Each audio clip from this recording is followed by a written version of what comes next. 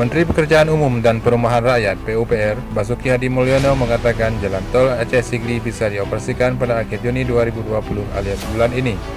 Tol tersebut juga menjadi salah satu ruas tol Trans Sumatera yang dioperasikan pada tahun 2020.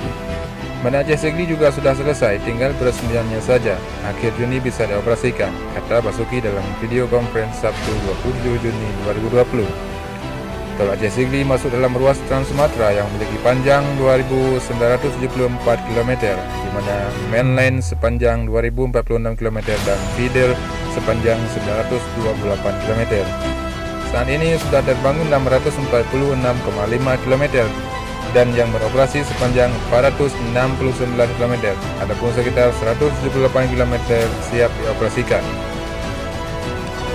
Selain tol Aceh Sigli, Basuki mengatakan ruas tol Pekanbaru Dumai pun sudah siap diresmikan.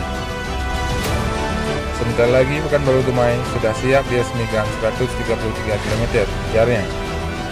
Perlu diketahui ada 4 ruas tol baru yang siap beroperasi dalam waktu dekat. Keempat tol tersebut rencananya akan diresmikan di bulan depan pada Juni 2020.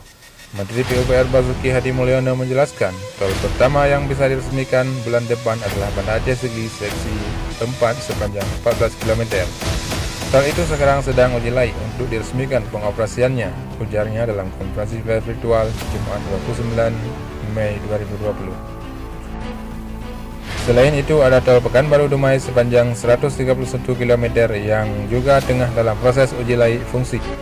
Lalu tol Manado Bitung sepanjang 21 km dan Balikpapan Samarinda seksi 1 dan 5 sepanjang 33 km. Hari ini akan kita resmikan ruas jalan tol terpanjang yang pernah saya resmikan.